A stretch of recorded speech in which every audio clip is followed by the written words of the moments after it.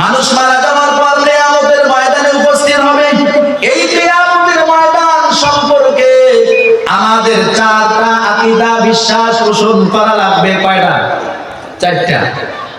কিয়ামতের ময়দান সম্পর্কে আমাদের চারটা আকীদা পোষণ করতে হবে। এক নাম্বার, কিয়ামতের ময়দান যখন সংগঠিত হবে সব কিছু ধ্বংস হয়ে যাবে। আল্লাহ রাব্বুল আলামিন বলেন, দুনিয়াতে যা কিছু আছে যখন কিয়ামত সংগঠিত হয়ে যাবে, কুল্লু শাইইন হালিকুন ইল্লা ওয়াজহা। কিয়ামতের ময়দান যখন সংগঠিত হয়ে যাবে সব কিছু ধ্বংস হয়ে যাবে। আমি আল্লাহ ছাড়া কোনো কিছু থাকবে না, সব কিছু ধ্বংস হয়ে যাবে। কিয়ামত সম্পর্কে এক নাম্বার আকীদা বিশ্বাস, কিয়ামত যখন সংগঠিত হয়ে যাবে আল্লাহ তাআলা সব কিছু ধ্বংস করে দিবেন। আসসালামু আলাইকুম ওয়া রাহমাতুল্লাহি ওয়া বারাকাতুহু। আলহামদুলিল্লাহি ওয়া কাফা ওয়া সালামুন আলা ইবাদিহিল্লাযীনা ইসতাফা।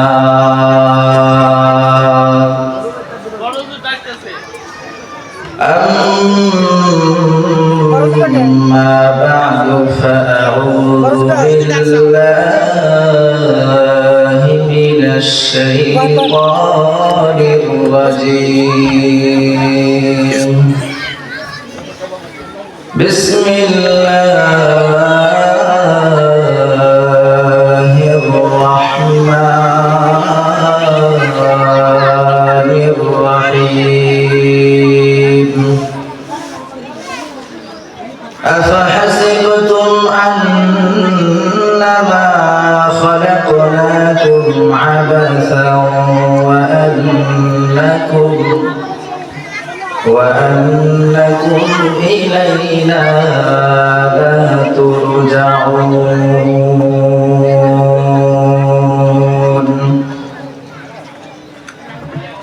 قال النبي صلى الله عليه وسلم ليكونن من أمتي أقوام يستحلون الحر والحرير والخمر والمزافير. صدق الله المولانا العظيم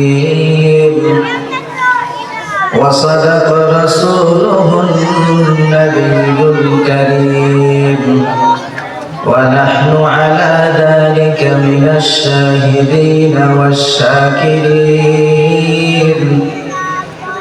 والحمد لله رب العالمين.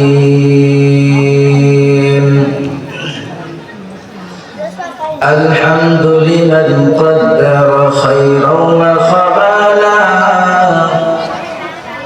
الحمد لمن قدر خيرا وخبالا. والشكر لمن صور حسنا وجمالا.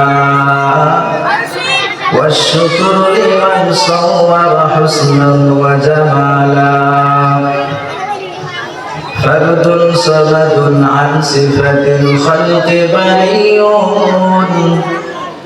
فرد صمد عن صفة الخلق بريء.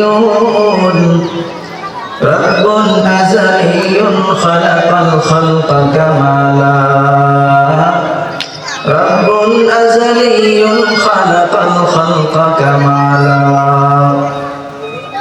لا ضد ولا ند ولا حد لمولاه. لا ضد ولا ند ولا حد لمولاه. الآن كما كان ولم يلق زوالا. الآن كما كان ولم يلق زوالا. اللهم صل على محمد وعلى آل محمد كما صليت على إبراهيم وعلى آل إبراهيم إنك حميد مجيد. اللهم بارك على محمد وعلى آل محمد كما باركت على إبراهيم وعلى آل إبراهيم إنك حميد مجيد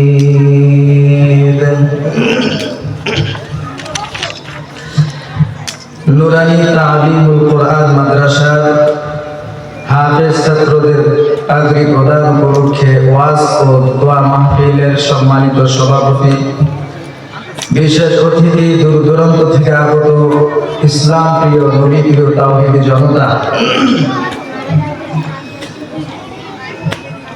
আল্লাহ রাব্বুল আলামিনের দরবারে লাখো কোটি শুকরিয়া যে আল্লাহ তাআলা আমাদেরকে জান্নাতের বাগানে আসার এবং বসার, কিছু কথা বলা এবং শোনার তৌফিক দান করলেন। এজন্য অন্তরের অন্তঃস্থল থেকে আমরা সকলে একবার কালিমাতুশ শুকর আদায় করি, বলি আলহামদুলিল্লাহ। আমার আওয়াজ যে সমস্ত মুমিন ভাই এবং বোনেদের কান পর্যন্ত পৌঁছতেছে, কোরআন এবং হাদিস থেকে দুই একটি কথা বলবো ইনশাআল্লাহ। আমরা সকলেই কথাগুলো আমলের নিয়ে শুনে আমল করার চেষ্টা করবো ইনশাআল্লাহ। আল্লাহ রাব্বুল আলামিন এই দুনিয়াতে মানব জাতিকে সৃষ্টি করেছেন একটা উদ্দেশ্য নিয়ে। আল্লাহ তাআলা জিন জাতি এবং মানব জাতিকে অনার্থক দুনিয়াতে পাঠান নাই, অনার্থক দুনিয়াতে আল্লাহ তাআলা সৃষ্টি করেন নাই। কোন একটা উদ্দেশ্য নিয়ে আল্লাহ তাআলা আমাদেরকে দুনিয়ার জমিনে পাঠিয়েছেন।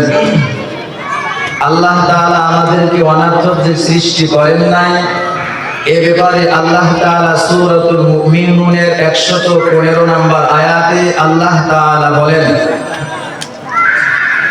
أفحسبتم أنما خلقناكم عبثا وأنكم إلينا لا ترجعون।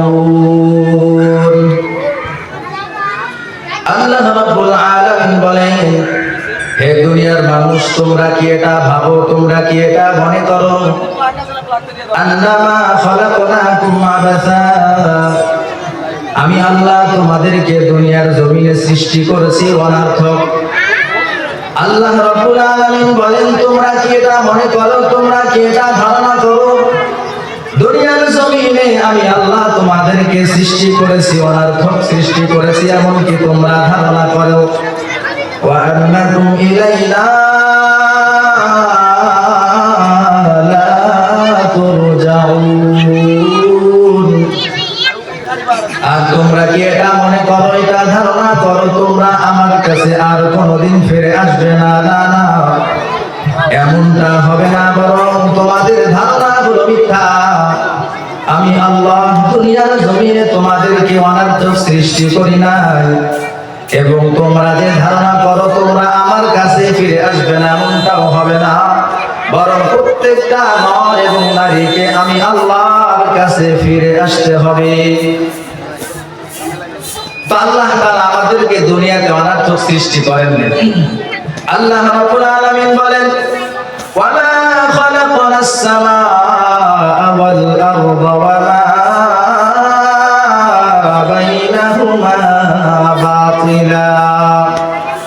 আল্লাহ রাব্বুল আলামিন বলেন, দুনিয়া, আসমান এবং জমিনের মাঝে যা কিছু আমি আল্লাহ সৃষ্টি করেছি, এই যত মাখলুকাত আমি আল্লাহ আসমান এবং জমিনের মধ্যে সৃষ্টি করেছি, এগুলোকে আমি আল্লাহ অনার্থক সৃষ্টি করি নাই। আমি আল্লাহ এগুলোকে বাতিল রূপে সৃষ্টি করি নাই। একটা মূল উদ্দেশ্য নিয়ে দুনিয়ার জমিনে আমি আল্লাহ মানব জাতিকে পাঠিয়েছি। এবার প্রশ্ন জাগতে পারে, আল্লাহ দুনিয়ার জমিনে আপনি মানব জাতিকে অনার্থক পাঠান নাই, সৃষ্টি করেন নাই, তাহলে আপনার মূল লক্ষ্য উদ্দেশ্য কি? মানব জাতিকে দুনিয়ার বুকে পাঠানোর মূল কারণ, মূল উদ্দেশ্যটা কি? আল্লাহ রাব্বুল আলামিন সূরা যারিয়াতের 56 নম্বর আয়াতে আল্লাহ রাব্বুল আলামিন বলেন, ওয়ামা খালাকাতুল জিন্না ওয়াল ইনসা ইল্লা লিয়াবুদুন। আল্লাহ রাব্বুল আলামিন বলেন, আমি জিন জাতি এবং মানব জাতিকে দুনিয়াতে পাঠিয়েছি, এমনিতে পাঠাই নাই, ইল্লা লিয়াবুদুন। জিন এবং মানব জাতিকে দুনিয়ার জমিনে পাঠিয়েছি, আমার মূল উদ্দেশ্য হলো আমার বান্দা আমার গোলামি করবে, তাছাড়া দুনিয়ার কারো গোলামি করবে না। বুঝা গেল আল্লাহ তাআলা আমাদেরকে দুনিয়াতে অনর্থক পাঠান নাই। আল্লাহর মূল উদ্দেশ্য হলো জিন জাতি এবং মানব জাতি আল্লাহর গোলামি করবে, দুনিয়ার আর কারো গোলামি করবে না। এই উদ্দেশ্য নিয়ে আল্লাহ তাআলা জিন জাতি এবং মানব জাতিকে দুনিয়াতে পাঠাইলেন। এবার আমার প্রশ্ন জাগতে পারে, আল্লাহ দুনিয়াতে আপনার গোলামি করার জন্য পাঠাইলেন, আল্লাহ দুনিয়াতে আপনার গোলামি করার জন্য পাঠাইলেন, কতদিন পর্যন্ত আপনার গোলামি করব? ও আল্লাহ, দুনিয়াতে আপনার ইবাদত করব, আপনার গোলামি করব, কতদিন আপনার গোলামি করব? আল্লাহ তাআলা সূরা হিজরের 99 নম্বর আয়াতে বলেন, ওয়া'বুদ রাব্বাকা হাত্তা ইয়াতিয়াকাল ইয়াকিন। আল্লাহ রাব্বুল আলামিন বলেন, তোমাদের এই প্রশ্ন থাকতে পারে, আমি আল্লাহ তোমাদেরকে দুনিয়াতে পাঠাইলাম আমি আল্লাহর গোলামি করার জন্য। দুনিয়াতে অনেক মানুষ থাকবে যারা মানুষকে পথভ্রষ্ট করার জন্য এমন এমন কথা বলবে, তারা বলবে একদিন ইবাদত করার মতো ইবাদত করলেই চলবে, আর ইবাদত করা লাগবে না। আল্লাহ তাআলা তো গায়েবের মালিক, আল্লাহ জানেন দুনিয়াতে এমন মানুষের আবির্ভাব ঘটবে যারা মানুষের মধ্যে ফিতনা ছড়াবে, মানুষকে পথভ্রষ্ট করার জন্য মানুষকে বলবে, এ মানুষ ইবাদত করার মতো যদি তুমি একবার ইবাদত করো, জীবনে আর কোনোদিন ইবাদত লাগবে না। আমার আল্লাহ তাদের প্রশ্নের জবাবে সূরা হিজরের 99 নম্বর আয়াতে জানাই দিলেন, ওয়া'বুদ রাব্বাকা হাত্তা ইয়াতিয়াকাল ইয়াকিন। শুধুমাত্র একদিন ইবাদত করলে চলবে না, এক সপ্তাহ ইবাদত করলে চলবে না, এক মাস ইবাদত করলে চলবে না, এক বছর ইবাদত করলে চলবে না, 50 বছর ইবাদত করলে চলবে না, বরং আমি আল্লাহ তোমাদেরকে আদেশ করলাম, ওয়া'বুদ রাব্বাকা হাত্তা ইয়াতিয়াকাল ইয়াকিন। যতদিন পর্যন্ত তোমার কাছে মৃত্যু না আসবে, মৃত্যু আসার আগ পর্যন্ত আমি রবের গোলামি করবা। বুঝা গেল আল্লাহ তাআলা দুনিয়ার জমিনে আমাদেরকে অনর্থক পাঠান নাই। কি উদ্দেশ্যে আল্লাহ দুনিয়াতে পাঠাইলেন? আল্লাহ বললেন আমি রবের গোলামি করবা। আল্লাহ কতদিন গোলামি করব? আল্লাহ তাআলা জানাই দিলেন, যতদিন মৃত্যু না হবে ততদিন পর্যন্ত আমি রবের গোলামি করবা। এবার আমার প্রশ্ন জাগতে পারে, আল্লাহ মৃত্যু পর্যন্ত যদি আপনার গোলামি করতে হয় তাহলে কি আমাদের প্রত্যেককে মরা লাগবে? আল্লাহ তাআলা বলেন, হ্যাঁ, কুল্লু নাফসিন যায়িকাতুল মাউত। জীবন নামক বস্তু যার ভিতর থাকবে, প্রত্যেকটা প্রাণীকে মৃত্যুর স্বাদ গ্রহণ করতে হবে। আল্লাহ রাব্বুল আলামিন আমাদেরকে স্পষ্ট ভাষায় জানিয়ে দেবেন, মৃত্যু পর্যন্ত ইবাদত করবা। আবার আমরা আল্লাহর কাছে জিজ্ঞাসা করলাম, আল্লাহ মৃত্যু পর্যন্ত যদি আপনার ইবাদত করা লাগে তাহলে কি মৃত্যুবরণ করাই লাগবে? আল্লাহ বলেন, হ্যাঁ, মৃত্যুবরণ করতেই হবে, মৃত্যুর হাত থেকে কেউ রেহাই পাবে না। ওয়াইন্নামা তুওয়াফাউনা উজুরাকুম ইয়াওমাল কিয়ামাহ। কিয়ামতের দিন প্রত্যেকটা মানুষকে পরিপূর্ণরূপে তার প্রতিদান দেওয়া হবে। বিন্দু মাত্র পরিমাণ, বিন্দু পরিমাণ যদি নেক আমল করে তারও হিসাব নেওয়া হবে। বিন্দু পরিমাণ যদি গুনাহের কাজ করে, অপকর্ম করে, ওই বিন্দু পরিমাণ অপকর্মের হিসাবও সেদিন পরিপূর্ণরূপে নেওয়া হবে। ফামান যুহসিহা আনিন নার।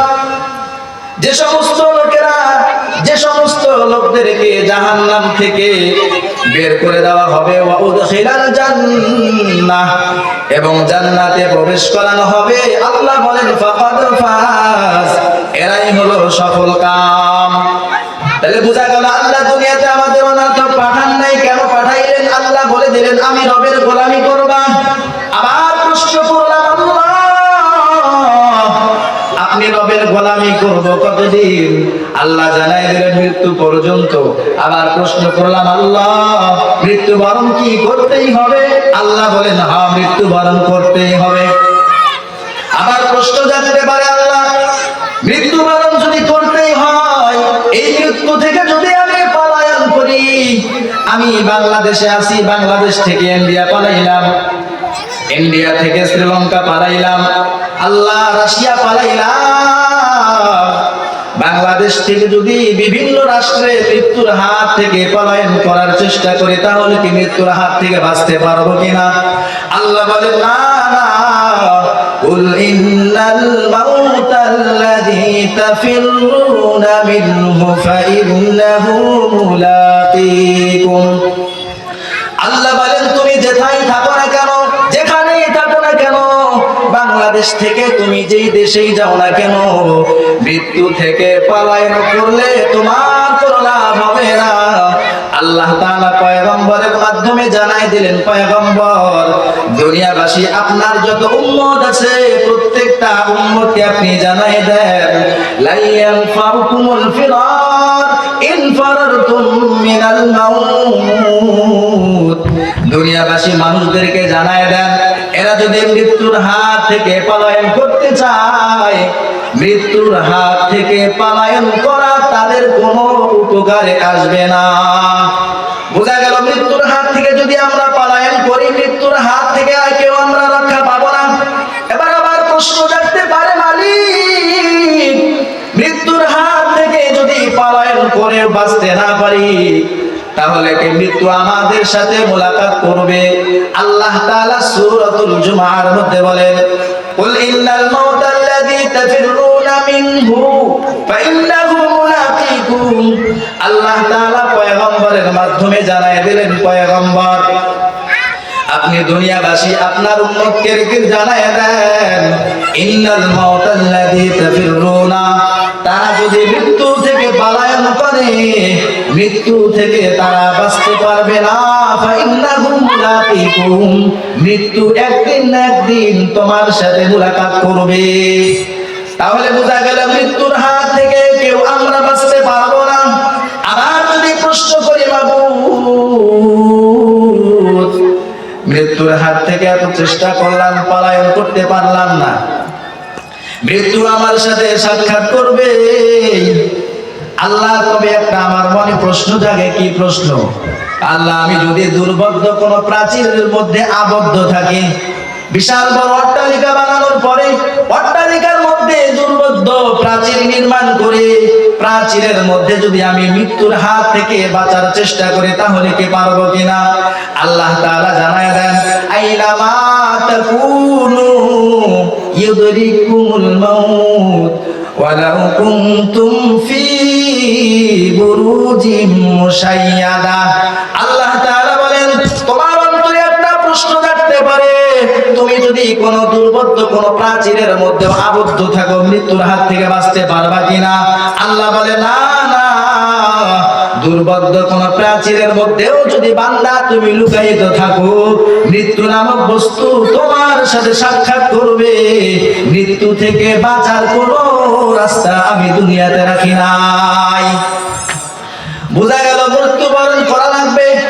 জিন ইনসান প্রত্যেকটা মানুষ প্রত্যেকটা পশু পাখিকে দুনিয়ার জমিন থেকে বিদায় নিয়ে কবরে যাইতে হবে।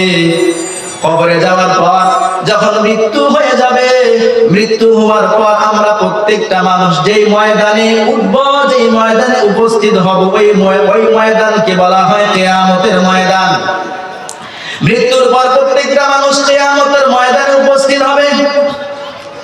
কিয়ামতের ময়দান কি জিনিস? কিয়ামতের ময়দান ওই ময়দানকে বলা হয় মৃত্যুর পর যত মানুষ ইনসান আছে, সমস্ত জিন ইনসান যে ময়দানে একত্রিত হবে, এই হিসাব নিকাশ নেওয়া হবে। এই হিসাব নিকাশ নেওয়ার ময়দানকে বলা হয় কিয়ামতের ময়দান। আল্লাহ রাব্বুল আলামিন বলেন, ওয়ানফিখা ফিস-সূর ফাসাইকা মান ফিস-সামাওয়াতি ওয়া মান ফিল আরদি ইল্লা মান শাআল্লাহ। আল্লাহ রাব্বুল আলামিন বলেন, কিয়ামতের ময়দান কাকে বলা হয়? ইসরাফিল আলাইহিস সালাতু ওয়াস সালাম প্রথমবার যখন সিংহার মধ্যে ফুঁক দিবে, প্রথমবার সিংহায় ফুঁক দেওয়ার সাথে সাথে আসমান এবং জমিনে যা কিছু আছে সব কিছু লন্ডভন্ড হয়ে যাবে। আসমান এবং দুনিয়ার মাঝে যা কিছু আছে সব কিছু শেষ হয়ে যাবে। আসমান তার আসমানের জায়গায় থাকতে পারবে না, জমিন তার জমিনের জায়গায় থাকতে পারবে না, পাহাড় তার পাহাড়ের জায়গায় থাকতে পারবে না। প্রত্যেকটা জিনিস ধ্বংস হয়ে যাবে। ইসরাফিল আলাইহিস সালাতু ওয়াস সালাম যখন প্রথম সিংহায় ফুৎকার দিবেন, প্রথম ফুৎকার দেওয়ার সাথে সাথে আসমান জমিনে যা কিছু আছে সব কিছু শেষ হয়ে যাবে। সুম্মা নুফিখা ফীহি উখরা, এরপর দ্বিতীয়বার যখন ইসরাফিল আলাইহিস সালাতু ওয়াস সালাম সিংহায় ফুৎকার দিবেন, ফাইদা হুম কিয়ামুন ইয়ানজুরুন, যত মানুষ যত ইনসান মৃত্যুবরণ করেছে প্রত্যেকটা মানুষ হাসরের ময়দানে উপস্থিত হবে। প্রত্যেকটা মানুষ হাসরের ময়দানে দাঁড়াইবে। দাঁড়ানোর পর হাসরবাসীরা সবাই দেখতে থাকবে। এটাকেই বলা হয় কিয়ামতের ময়দান। মানুষ মারা যাওয়ার পর কিয়ামতের ময়দানে উপস্থিত হবে। এই কিয়ামতের ময়দান সম্পর্কে আমাদের চারটা আকীদা বিশ্বাস পোষণ করা লাগবে। কয়টা? চারটা। কিয়ামতের ময়দান সম্পর্কে আমাদের চারটা আকীদা পোষণ করতে হবে। এক নাম্বার, কিয়ামতের ময়দান যখন সংগঠিত হবে সব কিছু ধ্বংস হয়ে যাবে। আল্লাহ রাব্বুল আলামিন বলেন, দুনিয়াতে যা কিছু আছে যখন কিয়ামত সংগঠিত হয়ে যাবে, কুল্লু শাইইন হালিকুন ইল্লা ওয়াজহা, কিয়ামতের ময়দান যখন সংগঠিত হয়ে যাবে সব কিছু ধ্বংস হয়ে যাবে। আমি আল্লাহ ছাড়া কোনো কিছু থাকবে না, সব কিছু ধ্বংস হয়ে যাবে। কিয়ামত সম্পর্কে এক নাম্বার আকীদা বিশ্বাস, কিয়ামত যখন সংগঠিত হয়ে যাবে আল্লাহ তাআলা সব কিছু ধ্বংস করে দিবেন। দুই নাম্বার আকীদা বিশ্বাস, যখন সব কিছু লন্ডভন্ড হয়ে যাবে, আসমান জমিন পাহাড় পর্বত সব কিছু যখন ধ্বংস হয়ে যাবে, কিয়ামত সম্পর্কে দুই নাম্বার আকীদা বিশ্বাস, সব কিছু ধ্বংস হয়ে যাওয়ার পর সবাই আমরা আল্লাহর কাছে উপস্থিত হব। আল্লাহ রাব্বুল আলামিন বলেন, সুম্মা ইন্নাকুম ইয়াওমাল কিয়ামাতি তুবআসুন। আল্লাহ রাব্বুল আলামিন বলেন, কিয়ামত যখন সংগঠিত হয়ে যাবে সব কিছু ধ্বংস হয়ে যাবে। সুম্মা ইন্নাকুম ইয়াওমাল কিয়ামাতি তুবআসুন। কিয়ামত সংগঠিত হয়ে যাওয়ার পর দুই নাম্বার আকীদা বিশ্বাস, আমাদের প্রত্যেকটা মানুষকে আমাদের মালিকের দরবারে উপস্থিত হতে হবে। সব ধ্বংস হয়ে যাওয়ার পর আমরা মানুষ, সমস্ত মানুষ আল্লাহর কাছে উপস্থিত হয়ে যাব। এটা দুই নাম্বার আকীদা বিশ্বাস। তিন নাম্বার, যখন আমরা প্রত্যেকটা মানুষ আল্লাহর কাছে উপস্থিত হব, উপস্থিত হওয়ার পর আমাদের বদ আমলের হিসাব নেওয়া হবে, আমাদের নেক আমলের হিসাব নেওয়া হবে। আল্লাহ রাব্বুল আলামিন বলেন, ইন্না ইলাইনা ইয়াবাহুম সুম্মা ইন্না আলাইনা হিসাবাহুম। আল্লাহ রাব্বুল আলামিন বলেন, এক নাম্বার আকীদা বিশ্বাস, সব কিছু ধ্বংস হয়ে যাবে। দুই নাম্বার, সব কিছু ধ্বংস হয়ে যাওয়ার পর আমরা সবাই আল্লাহর কাছে উপস্থিত হব। আল্লাহ আমাদেরকে পুনরুত্থিত করবেন, পুনরায় জীবিত করবেন। তিন নাম্বার আকীদা বিশ্বাস, আল্লাহ তাআলা আমাদেরকে পুনরায় জীবিত করার পর আল্লাহ তাআলা আমাদের থেকে হিসাব নেবেন। বান্দা, তুমি তোমার জীবন কোন কাজে ব্যয় করেছো? এই কিয়ামতের ময়দানে পাঁচটা প্রশ্নের উত্তর দেওয়া ছাড়া কোন মানুষ, কোন আদম সন্তান তার পা উঠাইতে পারবে না। ক্বালান নবী সাল্লাল্লাহু সাল্লাল্লাহু আলাইহি ওয়া আলিহি ওয়াসাল্লাম লা তাযালু কদামা ইবনি আদম আল্লাহর নবী বলেন মিন ইনদি রাব্বিহি ইয়াউমাল কিয়ামাহ কিয়ামতের দিন আদম সন্তান আল্লাহর সামনে থেকে তার দুই পা উঠাইতে পারবে না হাত্তা ইউসআলা আন খামসিন পাঁচটা প্রশ্ন করার আগ পর্যন্ত কোন মানুষ তার পা উঠাইতে পারবে না। এক নাম্বার আন উমরিহি এই বান্দা তুমি তোমার জীবন কোন কাজে ব্যয় করেছো আন উমরিহি ফিমা আফনা বান্দা তুমি তোমার জীবন কোন কাজে ব্যয় করেছো। দুই নাম্বার ওয়ান শাবাবি বান্দা তোমাকে আমি একটা যৌবন দান করেছিলাম যৌবনের হিসাব দাও এরপর হাসরের ময়দান থেকে সামনে পা বাড়াও। ফিমা আবলা তোমাকে আমি আল্লাহ যৌবন দান করেছি বলো এই যৌবন তুমি কোন কাজে ব্যয় করেছো। তিন নাম্বার ওয়ান মালিকি সম্পদ সম্পর্কে জিজ্ঞাসা করা হবে বান্দা ফিমা আনফাকা বান্দা বলো মিন আইনা তাসাবা তোমাকে আমি আল্লাহ সম্পদ দিয়েছিলাম কোথা থেকে কোন কাজ করে তুমি সম্পদ উপার্জন করেছো। চার নাম্বার ওয়া ফিমা আনফাকা আমি আল্লাহ তোমাকে যে সম্পদ দিয়েছিলাম এই সম্পদ তুমি কোন কাজে ব্যয় করেছো। আল্লাহ তাআলা প্রশ্ন করবেন প্রশ্ন পাঁচটা প্রশ্ন করার পর আদম সন্তান তার পা উঠাইতে পারবে। এই পাঁচটা প্রশ্নের উত্তর দেওয়ার আগ পর্যন্ত বনি আদম কোন মানুষ তার দুই পা উঠাইতে পারবে না। এটাই হলো হাসরের ময়দান। এই হাসরের ময়দান সম্পর্কে তিন নাম্বার আকীদা বিশ্বাস আল্লাহ তাআলা আমাদের হিসাব নিকাশ নেবেন। ইন্না ইলাইনা ইন্না আলাইনা হিসাবাহুম আল্লাহ বলে বান্দা তুমি আমার কাছে ফিরে আসবা এবং তোমার হিসাব নিকাশের দায়িত্ব আমি আল্লাহর কাছে আমি আল্লাহ তোমার হিসাব নিব। তিন নাম্বার আকীদা বিশ্বাস গেল। কিয়ামত সম্পর্কে চার নাম্বার আকীদা বিশ্বাস আল্লাহ তাআলা যখন বান্দা বান্দির হিসাব নেওয়া শেষ করবেন যারা সৌভাগ্যবান হবে তারা যাবে জান্নাতে আর যারা হতভাগা হবে তারা যাবে জাহান্নামে। আল্লাহ রাব্বুল আলামিন বলেন ফাআম্মাল্লাযীনা শাকু ফাফিন নারি লাহুম ফিহা যাফীরুন ওয়া শাহীক আল্লাহ রাব্বুল আলামিন বলেন কিয়ামতের ময়দানে বান্দা বান্দির যখন হিসাব নেওয়া হবে হিসাব নিকাশ নেওয়ার পর যারা হবে হতভাগা যারা কপাল পোড়া হবে ফাআম্মাল্লাযীনা শাকু যারা হতভাগা হবে এরা যাবে জাহান্নামে ফিহা যাফীরুন ওয়া শাহীক জাহান্নামে যাওয়ার পর চিৎকার করতে থাকবে আর্তনাদ করবে কান্নাকাটি করবে কোনো লাভ হবে না। আল্লাহ বলেন আমি আল্লাহ যখন তাদের হিসাব নিকাশ নেব হিসাব নিকাশ নেওয়ার পর একদল যাবে জাহান্নামে এরা হবে হতভাগা জাহান্নামে যাওয়ার পর আর্তনাদ করতে থাকবে চিৎকার করতে থাকবে কিন্তু সেদিনকার চিৎকার আর আর্তনাদ তার কোনো কাজে আসবে না। এরপর আল্লাহ রাব্বুল আলামিন বলেন ওয়া আম্মাল্লাযীনা সুইদু ফাফিল জান্নাতি খালিদিনা ফিহা আল্লাহ রাব্বুল আলামিন বলেন আমি আল্লাহ হিসাব নিকাশ নেওয়ার পর যারা সৌভাগ্যবান হবে তারা আমি আল্লাহর বানানো জান্নাতে চলে যাবে। সুবহানাল্লাহ। তাহলে কিয়ামতের ময়দান সম্পর্কে চার নাম্বার আকীদা বিশ্বাস হলো আল্লাহ তাআলা আমাদের হিসাব নিকাশ নেওয়ার পর একদলকে যা পাঠাবে জাহান্নামে আরেক দলকে পাঠাবে জাহান্নামে। আল্লাহ তাআলা আমাদের সবাইকে জান্নাতি হিসাবে কবুল করুন। সবাই বলেন আমিন। বোঝা গেল হাসরের ময়দানে আমাদের সবাইকে উপস্থিত হতে হবে। বোঝা গেল কিয়ামত সংঘটিত হবে। কিয়ামত কি হবে? সংঘটিত হবে। এবার আমরা যদি আল্লাহকে বলি আল্লাহ কিয়ামতের ময়দানে আপনি আমাদের হিসাব নিকাশ নেবেন তাহলে কি কিয়ামতের ময়দান সংঘটিত হবে? আল্লাহ বলেন হ্যাঁ কিয়ামতের ময়দান সংঘটিত হবে। আল্লাহ তাআলা বলেন ইন্নাস সাআতা লাআতিয়াতুল লা রাইবা ফিহা কিয়ামতের ময়দান সংঘটিত হবে এই ব্যাপারে কোনো সন্দেহ নাই।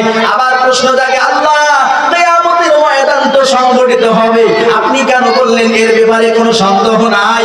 কারণ দুনিয়াতে কিছু কাফের বেঈমান আছে, এরা হাসরের ময়দানকে বিশ্বাস করে না, কিয়ামতের ময়দানকে বিশ্বাস করে না। ওয়াকালাল্লাযীনা কাফারু লা তা'তিনা সাআ। আল্লাহ রাব্বুল আলামিন বলেন, দুনিয়াতে কিছু কাফির মুশরিকের গোষ্ঠী থাকবে, এরা কিয়ামত দিবসকে বিশ্বাস করবে না। এজন্যই আমি আল্লাহ বলে দিলাম, ইন্নাস সাআতা লাআতিয়াতুন লা রাইবা ফিহা। কিয়ামত সংঘটিত হবে, এই ব্যাপারে কোনো সন্দেহ নাই। তাহলে বোঝা গেল আমাদের প্রত্যেকটা মানুষকে কিয়ামতের ময়দানে উপস্থিত হতেই হবে। আমরা মানুষ, পুরুষ হোক আর নারী হোক, প্রত্যেকটা মানুষ কিয়ামতের ময়দানে উপস্থিত হয়ে যাবে। আবার যদি প্রশ্ন থাকে আল্লাহ কিয়ামত কখন সংঘটিত হবে, আল্লাহ তাআলা বলেন, ইয়াসআলুকান নাসু আনিস সাআ কুল ইন্নামা ইলমুহা ইনদাল্লাহ। পয়গম্বর, দুনিয়াবাসী কিছু মানুষ আপনাকে প্রশ্ন করে, কিয়ামত দিবস সম্পর্কে দুনিয়ার মানুষ আপনাকে প্রশ্ন করে, আপনি তাদেরকে জানায় দেন, কুল ইন্নামা ইলমুহা ইনদা রাব্বি। কিয়ামত কখন সংঘটিত হবে আমি পয়গম্বর জানি না। এই কিয়ামত সংঘটিত হওয়ার জ্ঞান, কিয়ামত সংঘটিত হওয়ার ইলম একমাত্র কেবলমাত্র আমার মালিক আল্লাহ জানে, তাছাড়া দুনিয়ার কেউ জানে না। বোঝা গেল কিয়ামতের দিন সংঘটিত হয়ে যাবে। কখন সংঘটিত হবে কেউ জানে না, একমাত্র জানে আমার আল্লাহ। আল্লাহ রাব্বুল আলামিন বলেন, ইন্নাল্লাহা ইনদাহু ইলমুস সাআ। কিয়ামতের জ্ঞান একমাত্র আমি আল্লাহর কাছে আছে, দুনিয়ার কোনো মানুষের কাছে নাই। পয়গম্বর নবীগণ গায়েব জানে না, পয়গম্বরগণ জানে না কোন দিন কিয়ামত সংঘটিত হবে, কোন ওলিয়া জানে না কোন দিন কিয়ামত সংঘটিত হবে। কিয়ামতের জ্ঞান একমাত্র আমার আল্লাহর কাছে। আল্লাহ বলেন, পয়গম্বর দুনিয়াবাসী মানুষদেরকে আপনি জানায় দেন, ইন্নাল্লাহা ইনদাহু ইলমুস সাআ। কিয়ামতের জ্ঞান একমাত্র আমি আল্লাহর কাছে আছে, কেউ জানে না। দুই নাম্বার, ওয়া ইনাজিলুল গায়ব, কোথায় কোন জায়গায় কোন সময় বৃষ্টি হবে, এই জ্ঞান আমি আল্লাহর কাছে, দুনিয়ার কোন মানুষের কাছে নাই। ওয়া ইয়ালামু মা ফিল আরহাম, মায়ের পেটের মধ্যে সন্তান মেয়ে না ছেলে, এই জ্ঞান একমাত্র আমি আল্লাহ জানি, দুনিয়ার কোন মানুষ জানে না। আমা তাদরি নাফসুম মাযা তাকসিবু গাদা। বান্দা আগামীকাল কি করবা, কি খাইবা, কি কাজ করবা, এই জ্ঞান আমি আল্লাহ, দুনিয়ার কোন মানুষ জানে না। আমা তাদরি নাফসুম মাযা তাকসিবু গাদা আমা তাদরি নাফসু বিআইয়ি আরদিন তামুত। বান্দা তুমি কোন জায়গায় কখন কোন সময় মৃত্যুবরণ করবা আমি আল্লাহ জানি, দুনিয়ার কোন মানুষ জানে না। বোঝা গেল কিয়ামত কখন সংঘটিত হবে কেউ জানে না, জানে একমাত্র কে আমার আল্লাহ। বলেন তো আল্লাহ ছাড়া কিয়ামত কখন হবে কেউ জানে? জানে না। তো কিয়ামত কখন হবে কেউ জানে না, তবে আমাদের নবী, বিশ্ব নবী, খাতামুন নবিয়্যিন মুহাম্মদ আরবি সাল্লাল্লাহু আলাইহি ওয়াসাল্লাম কিয়ামতের কিছু আলামত বর্ণনা করেছেন। এই কিয়ামতের আলামত সম্পর্কে দুইটা আলামত আপনাদের কাছে আমি বলবো, দেখেন তো এই দুইটা আলামত দুনিয়াতে প্রকাশ পেয়েছে কিনা। যদি এই দুইটা আলামত প্রকাশ পেয়ে থাকে তাহলে বুঝবেন কিয়ামত সন্নিকটে চলে আসছে, কিয়ামত অতি নিকটে চলে আসছে। আল্লাহ রাসূল সাল্লাল্লাহু আলাইহি ওয়াসাল্লাম কিয়ামতের আলামত সম্পর্কে একটা আলামত বর্ণনা করেছেন, যে আলামতের কথা আল্লাহ রাসূল সাল্লাল্লাহু আলাইহি ওয়াসাল্লাম বুখারী শরীফের 5590 নম্বর হাদিসে আল্লাহ রাসূল বর্ণনা করেছেন, কিয়ামতের আগে একটা আলামত সংঘটিত হবে, যে আলামতটা হলো মানুষ হালালকে হারাম মনে করবে, মানুষ হারামকে হালাল মনে করবে। কি মনে করবে? মানুষ হারামকে হালাল মনে করবে। দেখেন এবার হাদিসটা আপনাদের কাছে বর্ণনা করি। আল্লাহর রাসূল এই হাদিসে আমাদেরকে কয়েকটা আলামত বলছেন, চারটা আলামত। কয়টা আলামত? চারটা আলামত। বুখারী শরীফের 5590 নম্বর হাদিসে আল্লাহর রাসূল বলেন, কিয়ামতের আগে একটা আলামত সংঘটিত হবে, মানুষ হারামকে হালাল মনে করবে। কিভাবে? قال رسول الله صلى الله عليه وسلم, আল্লাহর নবী বলেন লা ইয়াকুনান্না মিন উম্মতি আকওয়াম, আমার উম্মতের মধ্যে কিছু মানুষ আসবে, কিছু মানুষের আবির্ভাব ঘটবে, ইস্তাহিল্লুনাল হিররা, তারা জিনা ব্যভিচারকে হালাল মনে করবে, ওয়াল হারির, দুই নাম্বার তারা রেশমের পোশাককে হালাল মনে করবে, তিন নাম্বার আল খামরা, তারা মদ পান করাকে হালাল মনে করবে, চার নাম্বার আল মাজাফির, চার নাম্বার মানুষ বাদ্য যন্ত্রকে হালাল মনে করবে। এই হাদিসে আল্লাহ রাসূল কয়টা আলামত বলছেন? চারটা। হারামকে মানুষ হালাল মনে করবে। এক নাম্বার ইস্তাহিল্লুনাল হিররা, মানুষ জিনা ব্যভিচারকে হালাল মনে করবে। এবার বলেন আমাদের সমাজে জিনা ব্যভিচার এমন ভাবে হয়ে গেছে, মানুষ এই জিনা ব্যভিচার যে একটা হারাম, একটা কবিরা গুনাহ, এটা মনেই করে না। কি বলেন? মনে করে এটা একটা স্টাইল হয়ে গেছে। এখন জিনা ব্যভিচারকে মানুষ কিচ্ছু মনে করে না, এটা যে একটা কবিরা গুনাহ মনে করে না। আল্লাহ রাসূল বলেছেন এই যে এক নাম্বার আলামত, কিয়ামতের আগে মানুষ জিনাকে হালাল মনে করবে। জিনা ব্যভিচার এখন সহজ, বিবাহ এখন কঠিন। জিনা ব্যভিচার সহজ, বিবাহ কঠিন। আল্লাহর নবী বলছেন যখন বিবাহকে কঠিন করা হবে, জিনা ব্যভিচার এমনি হালকা হয় না। বিবাহ সহজ করো, জিনা ব্যভিচার শেষ হয়ে যাবে। এজন্য বিবাহকে সহজ করা লাগবে, যৌতুক নেওয়া যাবে না। এই যে মানুষ পাত্রের বাড়ি থেকে গাড়ি যায় কনের বাড়িতে খাইবে, বরের পক্ষ থেকে বলা হয় 150 জন যাবো, কনের বাড়ি থেকে বলা হয় না এতজন খাওয়াইতে পারবো না, 50 জন পাঠান।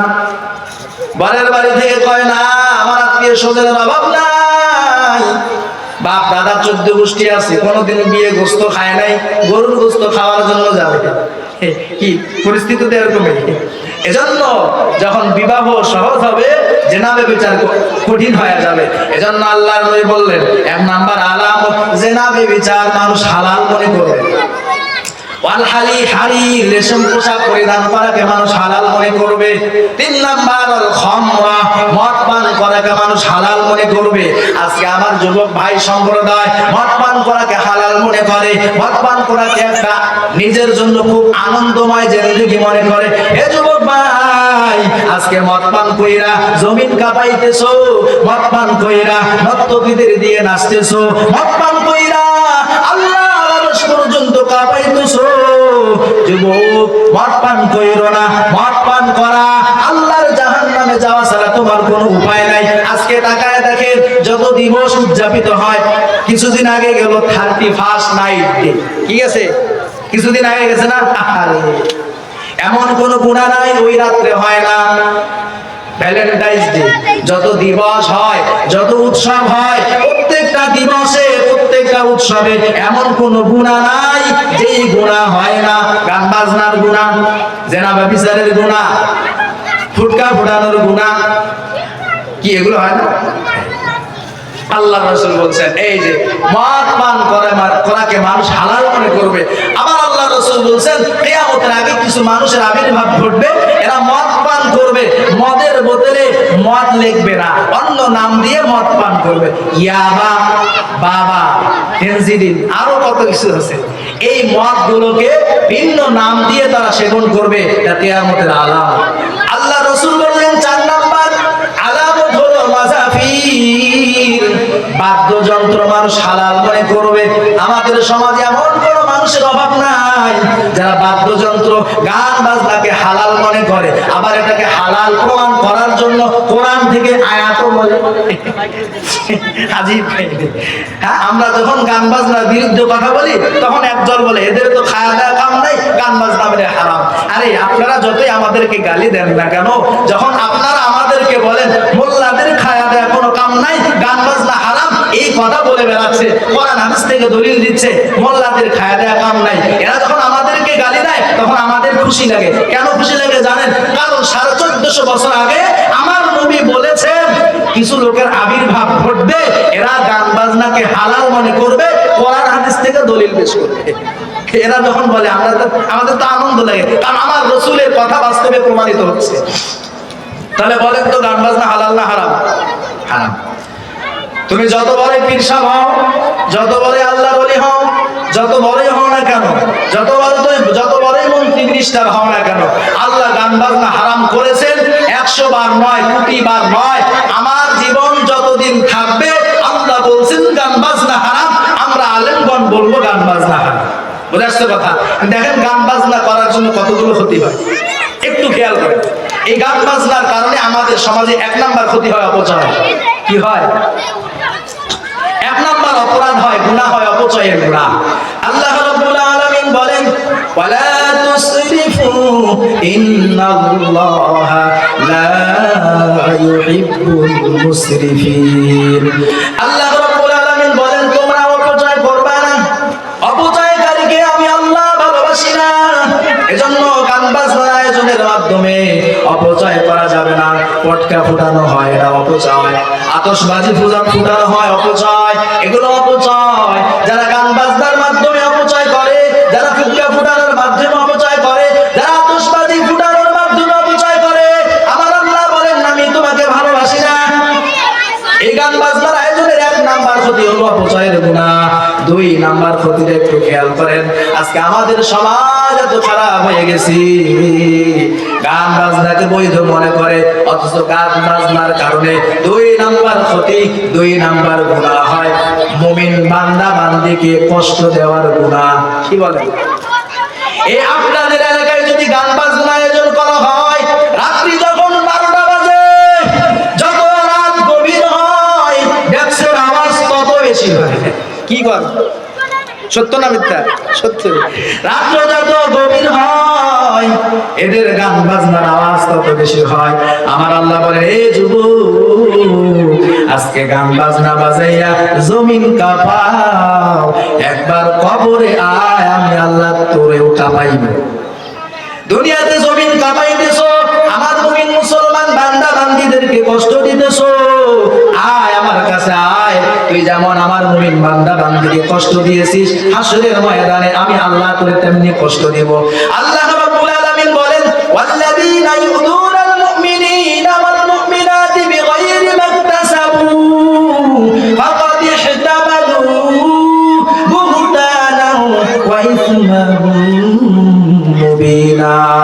আল্লাহ রাব্বুল আলামিন বলেন, যারা আমি আল্লাহর মুমিন বান্দা বান্দীদেরকে কষ্ট দেয়, ডেস্ক বাজানোর মাধ্যমে আমার মুমিন বান্দা বান্দীদেরকে কষ্ট দেয়, ছোট শিশু বাচ্চাদেরকে কষ্ট দেয়, মানুষের ঘুম হারাম করে, এই লোকেরা যারা আমার মুমিন বান্দা বান্দীদেরকে কষ্ট দিবে, ওয়াল্লাযীনা ইউযুনাল মুমিনিনা ওয়াল মুমিনাত, আমার মুমিন বান্দা বান্দীদেরকে যারা কষ্ট দিবে, বিগাইরি মাকতাসাবু, কোনো কারণ ছাড়া, কারণ নাই, কারণ ছাড়া এরা আমার বান্দা বান্দীদেরকে কষ্ট দেয়। আল্লাহ বলেন, ফাকাদ ইহতামালু বুহতানান ওয়া ইসমান মুবিনা।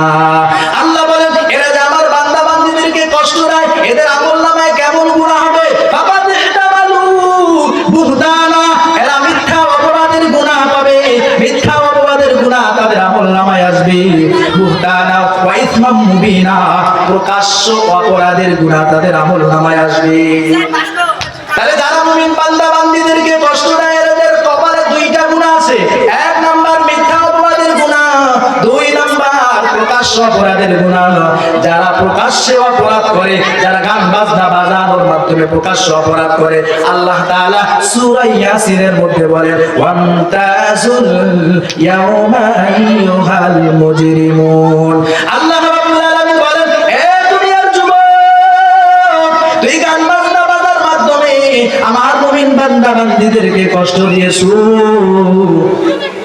হাসরের ময়দানে আমি আল্লাহ তোদেরকে মুজরিম, পাপিষ্ঠ, প্রকাশ্য অপরাধীদের কাতারে তোদের আমি দাঁড় করাবো। ওয়ামতাজুল ইয়াউমা আইয়ুহাল মুজরিমুন, হাসরের ময়দানে যখন তোদেরকে আমি আল্লাহ একত্রিত করব, প্রত্যেকটা বান্দা বান্দীদেরকে হাসরের ময়দানে যখন একত্রিত করব, আমি আল্লাহ যখন একটা ভাষণ দিব, ওয়ামতাজুল ইয়াউমা আইয়ুহাল মুজরিমুন, আমি আল্লাহ হাসরের ময়দানে একটা ভাষণ দিব, কাছ থেকে তোরা আলাদা হয়ে যা। আমার মুমিন বান্দা বান্দীদেরকে দুনিয়াতে কষ্ট দিয়েছো, ড্যান্স বাজিয়ে বাজিয়ে আমার মুমিন বান্দা বান্দী বান্দির ঘুম হারাম করেছো, ডান্স গান বাজনা বাজাইয়া আমার মুমিন বান্দা বান্দিকে কষ্ট দিয়েছো। যা যা আজকে আমার মুমিন বান্দা বান্দিদের সাথে থাকতে পারবা না, আলাদা হয়ে যাও, আলাদা হয়ে যা। আমার আল্লাহ ভাষণ দিবেন, ওয়ান্তাজুল ইয়াউমা আইয়ুহাল মুজরিমুন, পাপিষ্ঠদেরকে আল্লাহ তাআলা আলাদা করবেন। এবার প্রশ্ন জাগতে পারে, হুজুর কিয়ামতের ময়দানে এই প্রকাশ্য অপরাধীদেরকে কেমনে চেনা যাবে? আল্লাহ রাব্বুল আলামিন সূরা রহমানে বলেন, ইউরাফুল মুজরিমুনা বিসিমাহুম ফায়ুখাযু বিন নাওয়াসি ওয়াল আকদাম। আল্লাহ রাব্বুল আলামিন বলেন এই অপরাধীদেরকে হাশরের ময়দানে চেনা যাবে তিনটা আলামতের দ্বারা। কয়টা আলামত? তিনটা। এই প্রকাশ্য অপরাধীদেরকে হাশরের ময়দানে তিনটা আলামতের মাধ্যমে চেনা যাবে। হাসান বসরি রাহমাতুল্লাহি আলাইহি বলেন, যারা প্রকাশ্য অপরাধ করে হাশরের ময়দানে তিনটা আলামতের মাধ্যমে তাদেরকে চেনা যাবে। এক নাম্বার আলামত, তাদের চেহারা কালো হয়ে যাবে। দুই নাম্বার আলামত, তাদের চোখ নীল হয়ে যাবে। তিন নাম্বার আলামত, চিন্তার কারণে, পেরেশানির কারণে তাদের মুখ বিষণ্ণ ভাব চলে আসবে। এই তিনটা আলামতের মাধ্যমে প্রকাশ্য অপরাধীদেরকে যখন আল্লাহ চিনবেন, আল্লাহ ফেরেশতাদেরকে আদেশ করবেন, এ ফেরেশতার দল, এই প্রকাশ্য অপরাধীদেরকে তোরা নিয়ে যা, আমার মুমিন বান্দা বান্দীদের থেকে আলাদা করে আলাদা নিয়ে যা। আলাদা নিয়ে যাওয়ার পরে এদেরকে জাহান্নামে নিক্ষেপ করো। কেমনে নিক্ষেপ করবা? আল্লাহ রাব্বুল আলামিন বলেন, ফায়ুখাযু বিন নাওয়াসি ওয়াল আকদাম। এই যুবক ভাই যারা প্রকাশ্য অপরাধে লিপ্ত আছো, ভালো করে শুনে নাও। আল্লাহ বলেন এই প্রকাশ্য অপরাধীদেরকে আল্লাহ তাআলা ফেরেশতাদেরকে আদেশ করবেন, এই ফেরেশতার দল, আমার এই প্রকাশ্য অপরাধী বান্দা বান্দির সামনের চুল ধর, সামনের চুল ধইরা এদেরকে জাহান্নামে নিক্ষেপ কর। ওয়াল আকদাম, এদের পা ধইরা জাহান্নামে নিক্ষেপ কর। তাহলে যারা প্রকাশ্য অপরাধে লিপ্ত হয়, আল্লাহর নবী বুখারী শরীফের 5590 নম্বর হাদিসের মাধ্যমে জানাই দিলেন, গান বাজনা বাজা এটা প্রকাশ্য অপরাধ। এই প্রকাশ্য অপরাধে যারা লিপ্ত থাকবে, আল্লাহ তাআলা এদের সামনের চুল ধইরা পা ধইরা জাহান্নামে নিক্ষেপ করবে। বলেন নাউযুবিল্লাহ। এই হলো এক নাম্বার আলামত, মানুষ হারামকে হালাল মনে করে। কি বলেন? গান বাজনা এমন ভাবে হয় মানুষ এটাকে হালাল মনে করে, আবার হালাল প্রমাণ করার জন্য কোরআন হাদিস থেকে দলিলও পেশ করে। সময় সংক্ষিপ্ততার কারণে আমি দলিল পেশ করতে পারলাম না। দুই নাম্বার কিয়ামতের আলামত, এই দুনিয়ার জমিনে সুদ ব্যাপকভাবে প্রচার হয়ে যাবে। কি হবে? সুদ। আল্লাহ রাসূল সাল্লাল্লাহু আলাইহি ওয়াসাল্লাম বলেন, লা ইয়াতিয়ান্না আলান নাসি জামান, মানুষের মাঝে এমন একটা সময় চলে আসবে, লা ইয়াবকা আহাদুন ইল্লা আকালার রিবা, দুনিয়ার জমিনে একজন মানুষ সুদ খাওয়া থেকে বাকি থাকবে না। যদি কোনো বান্দা সুদ না খায়, আসাবাহু মিন বুখারি, যদিও কোনো বান্দা বান্দি সুদ না খায়, কিন্তু সুদের ধোঁয়া থেকে তারাও বাঁচতে পারবে না। ইমাম সাহেব সুদ খায় না, ওই ইমাম সাহেব সুদ খেলে তো ইমাম দিয়ে থাকবে না। ইমাম সাহেব সুদ খায় না, কিন্তু এমন এক বেচারা সুদখোর, হুজুরকে বলছে, হুজুর ইমাম সাহেব আসেন আপনাকে একটা চা খাওয়াই। ইমাম সাহেব তো জানে না বেচারা সুদ খায়। সুদখোর ভাই ইমাম সাহেবকে ডাইকা কয়, চা খান। চাটা খাওয়াইছে সুদের টাকায়। এজন্য আল্লাহর নবী বলছেন, আসাবাহু মিন বুখারি, যদিও কোনো মানুষ সুদ না খায়, সুদের ধোঁয়া থেকে সেও বাঁচতে পারবে না। আজকে তাকায় দেখেন, প্রত্যেকটা ঘরে ঘরে সুদ। এনজিওর মাধ্যমে সুদ, ব্যাংকের মাধ্যমে সুদ, লোনের মাধ্যমে সুদ, সুদ আর সুদ। এমন কোন পরিবার বাদ নাই যেই পরিবারে সুদ নাই। হয়তো সুদ খায়, না হয় সুদ দেয়। কি বলেন? হয়তো সুদ খায়, না হয় সুদ দেয়। আল্লাহ নবী বললেন, এই যে কিয়ামতের আগে আলামত হলো, এক নাম্বার আলামত মানুষ হারামকে হালাল মনে করবে। দুই নাম্বার মানুষ সুদ ব্যাপক প্রচার প্রসার হয়ে যাবে। আল্লাহ নবী বললেন, লা ইয়াতিয়ান্না আলান নাসি জামান, মানুষের মধ্যে এমন একটা যুগ আসবে, এমন একটা সময় আসবে, ইয়াজহারুর রিবা, সুদ প্রচার প্রসার হয়ে যাবে, সুদ খাওয়া ব্যাপক হয়ে যাবে। দুই নাম্বার আল খামরা, মদ পান করা ব্যাপক হয়ে যাবে। জিনা ব্যভিচার ব্যাপক হয়ে যাবে। বলেন তো আল্লাহর নবী এই যে আলামত গুলো বললেন, এই আলামত গুলো কি বাকি আছে? বাকি আছে। তাহলে বোঝা গেল কিয়ামত অতি নিকটে। এজন্য আমাদের প্রত্যেকটা মানুষকে সতর্ক হতে হবে। আল্লাহ তাআলা আমাদেরকে হাসরের ময়দানে যেন জাহান্নামীদের কাতারে শামিল না করেন। এবার আসেন ওই আমার প্রথম আলোচনা। প্রথমে বলছিলাম আল্লাহ দুনিয়াতে আমাকে অনার্থক সৃষ্টি করেন নাই। কেন সৃষ্টি করলেন? সূরা যারিয়াতের 56 নম্বর আয়াতে আল্লাহ বললেন তোমাদেরকে অনার্থক সৃষ্টি করি নাই, তোমাদেরকে আমি রবের গোলামি করার জন্য সৃষ্টি করেছি। আবার প্রশ্ন দেখে আল্লাহ গোলামি করব কতদিন? কিছু মানুষ তো আমাদেরকে বুঝায় নামাজের মতো নামাজ একবার করলে আর জীবনে নামাজ পড়া লাগবে না, হে মনের নামাজ পড়বে। কিসের নামাজ? মনের নামাজ বলে পড়ে। এই সমস্ত কিছু মানুষ আসবে আল্লাহ, এরা যে আমাদেরকে ধোঁকা দিবে। আল্লাহ বলে ওয়াকুদ রাব্বাকা হাত্তা ইয়াতিয়াকাল ইয়াকিন। এদের কথায় কান দিবা না, এরা হলো শয়তানের ভিন্ন একটা রূপ নিয়ে আসবে। এদের কথায় কান দিবা না, মৃত্যু পর্যন্ত আমি রবের গোলামি করবা। দুনিয়ার কোন মানুষের কথায় কান দিয়ে জাহান্নামে হইতে যাইবা না।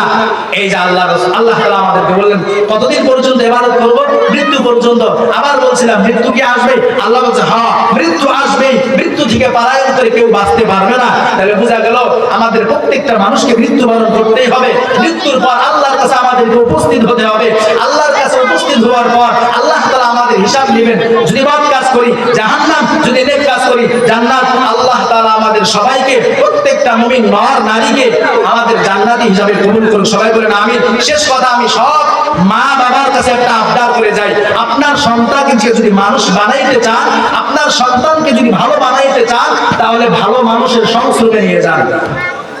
আপনার সন্তান যদি গান বাজনার আয়োজনে যায়, আপনার সন্তানকে নিষেধ করেন। আপনার সন্তান যদি ড্যাপসেট আনে বাজানোর চেষ্টা করে, আপনার সন্তানকে নিষেধ করেন।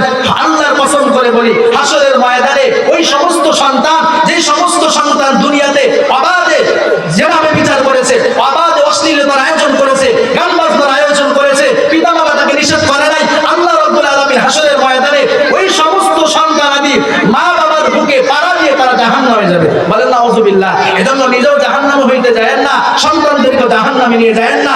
সন্তানদেরকে সমস্ত গুনাহের আসবাব থেকে বাঁচান। আল্লাহ তাআলা সূরা তাহরিমে বলছেন ইয়া আইয়ুহাল্লাযীনা আমানু কু আনফুসাকুম ওয়া আহলিকুম নার। নিজেকে জাহান্নামের আগুন থেকে বাঁচাও, সন্তানদেরকে জাহান্নামের আগুন থেকে বাঁচাও। সন্তানদেরকে যদি জাহান্নামের আগুন থেকে বাঁচানোর চেষ্টা না করেন, আল্লাহ বলেন রাব্বানা আতিহিম দিফাইনি মিনাল আযাব। আল্লাহ হাসরের ময়দানে সন্তান আল্লাহর কাছে বলবে আল্লাহ আমার মা বাবা আমাকে নিষেধ করে নাই, দুনিয়াতে অনেক গুনাহ করেছি, আমাকে আমার মা বাবা নিষেধ করে নাই, আল্লাহ আমার মা বাবাকে দ্বিগুণ শাস্তি দেন। এই সম্মুখীন যদি কোনো মা বাবা হয়, তার মতো কপাল পোড়া মা বাবা আছে? আল্লাহ আমাদের সবাইকে বেশি বেশি নেক আমল করে জান্নাতি হওয়ার তৌফিক দান করুন। ওয়া আখিরু দাওয়াহুম আলহামদুলিল্লাহি রাব্বিল আলামিন। ওয়াসসালামু আলাইকুম ওয়া রাহমাতুল্লাহি ওয়া বারাকাতুহু।